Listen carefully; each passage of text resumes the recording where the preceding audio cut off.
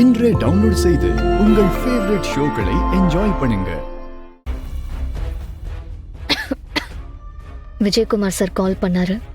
Emergency. ரெண்டு பேரும் ஏதோ பிளான் பண்ற மாதிரியே இருக்கு. ஆனா என்ன பண்றாங்கன்னு தான் எனக்கு தெரியல.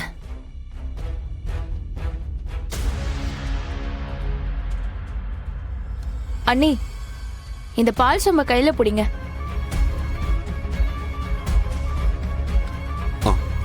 ஐலி, அந்த போன் என்கிட்ட இருக்கட்டும். நீங்க ரெண்டு பேரும் முதல்ல சடங்க முடிங்க. குடு. அண்ணி, இந்தாங்க, இதை வாங்கிக்கோங்க.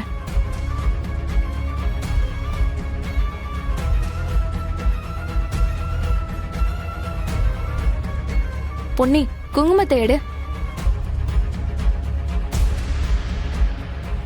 சிவாண்ணா, இந்த குங்குமத்தை எடுத்து அண்ணி நெத்தியில வச்சு விட்டுட்டு அப்படியே சுமங்கலி போட்டும் வச்சு விடுங்க.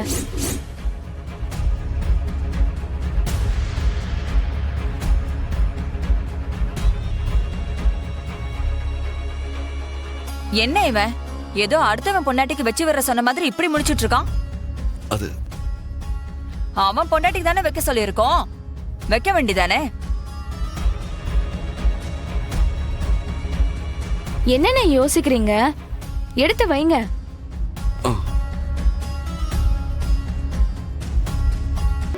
ஐலி, உங்க அப்பா தான் கால் பண்றாரு. அப்புறமா பேசிக்கலாம். நீங்க ஆரம்பிங்க. அண்ணி, என்னன்னு ஒரு வார்த்தை கேட்டுக்குவா அண்ணி. அந்த ஒரு வார்த்தைய நாங்களும் கேக்குறோம். அண்ணி, அட்டெண்ட் பண்ணி ஸ்பீக்கர்ல போடுங்க. இந்தா. ஐலி, எங்கம்மா இருக்க? சொல்லுங்கப்பா, வீட்ல தான் இருக்கேன். ஐலி, திடீர்னு பாட்டி நெஞ்சு வலிக்குதுன்னு அப்படியே வீட்டுல உட்காந்துட்டாங்க.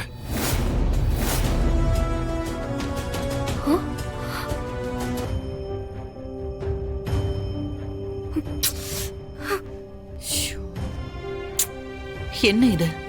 ஒண்ணு மாத்தி ஒண்ணு வந்துட்டே இருக்கு. ரித்திகா, ஒரு முக்கியமான வேலை. நான் போய் இதை முடிச்சுட்டு வந்துடுறேன். ஓகேவா? சரிங்க.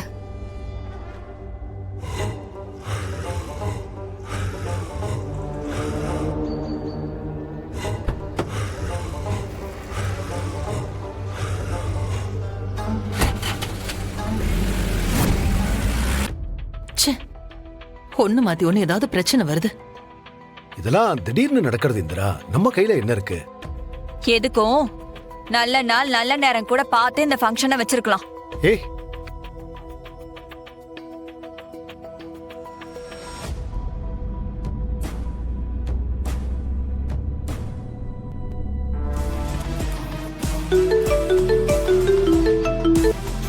Hello madam. அவன் எங்க லிமிட்டை தாண்டிட்டா மேடம். அங்கதான் வந்துகிட்டு இருக்கான்னு நினைக்கிறேன். Okay okay madam. Siva, Kabilan வந்துட்டு இருக்கான்.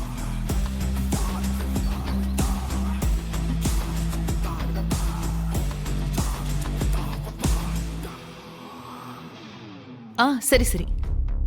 இன்னைக்கு வீட்ல ஒரு ஃபங்க்ஷன் நடந்துட்டு இருக்கு. அதை முடிச்சிட்டு நான் ஆபீஸ்க்கு வரேன். ஆபீஸ்ல வச்சு மத்தத பேசிக்கலாமே. சரி, அதான் நான் வரேன்னு சொல்லிட்டேன்ல. நேர்ல பேசிக்கலாம். ஓகே.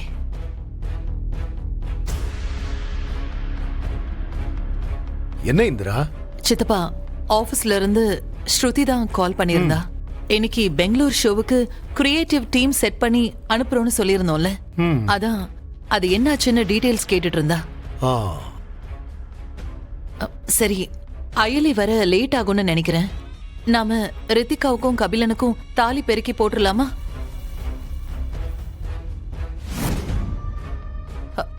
கபில எங்க? ஒரு முக்கியமான வேலையா வெளியே போயிருக்காரு. இந்த நேரத்துல என்ன முக்கியமான வேலை?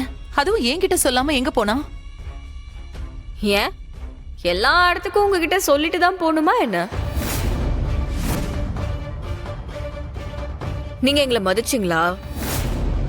ஆனா நாங்க மட்டும் உங்களுக்கு மரியாதை கொடுத்துக்கிட்டே இருக்கணும். ரித்திகா, இப்ப என்ன உங்களுக்கு மரியாதை கொடுக்கல? பின்ன இந்த ஃபங்க்ஷன் விஷயத்துல கூட அயலிக்கு தானே முதல்ல சொன்னீங்க. இப்ப கூட அவ இல்லங்கிறதுனால எனக்கு தாலி பிரிச்சு போடணும்னு சொன்னீங்களே தவிர, அவ இருந்திருந்தா அவளுக்கு தானே முதல்ல பண்ணிருப்பீங்க. உன்னால அயலி பேரை சொல்லாம இருக்கவே முடியாதுல்ல ரித்திகா. எனக்கு கிடைக்க வேண்டியது அவளுக்கு கிடைச்சா நான் அப்படிதான் இருப்பேன். உனக்கெல்லாம் அயலி பேரை சொல்றதுக்கு கூட தகுதியே இல்ல.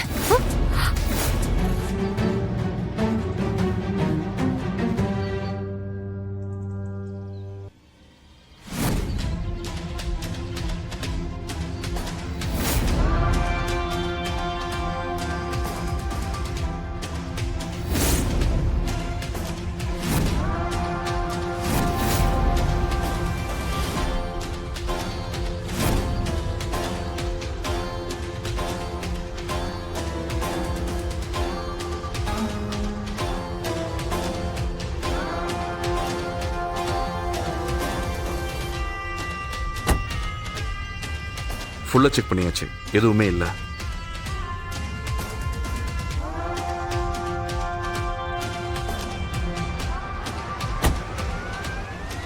கார் நல்லா செக் பண்ணியாச்சு சார், எதுவுமே இல்ல.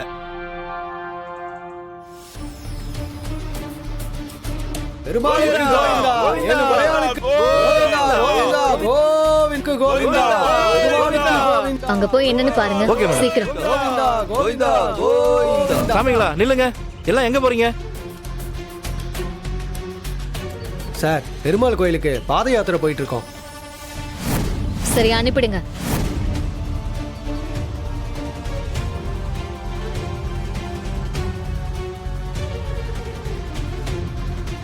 நாம நினைச்ச மாதிரி தான் கபிலன் கார்ல போறான்.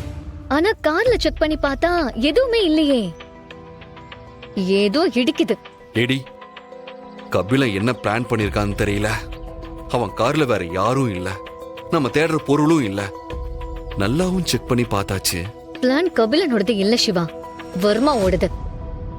எனக்கு வர்மாவை பிடிக்க முடியலனாலும் எவிடன்ஸோட கபிலனை பிடிக்கலான்னு ரொம்ப கான்பிடென்ட்டா இருந்தேன். ஆனா எதுவுமே நடக்கலையே. இந்த கபில வேற போயிட்டானே ஏடி. அப்பதான் அந்த ஊர்வலம் குறுக்க வந்துருச்சே. நேரம் காலம் தெரியாம ஊர்வலம் போய் சாகடிக்கிறானுங்க.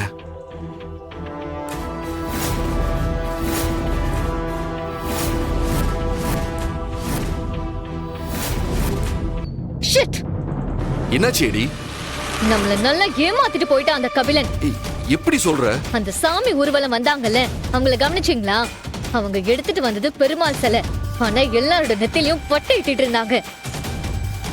அப்படின்னா அவனுங்க எல்லாம் அந்த வர்மாவோட ஆளுங்க தான். அதான் கபிலன் அவங்களோட சேர்ந்து நைஸா எஸ்கேப் ஆயிட்டானா? ஏடி, நீ உடனே அடுத்த செக் போஸ்டுக்கு ஃபோன் பண்ணி அவனுக்கு வந்தா தடுத்து நிறுத்த சொல்லு.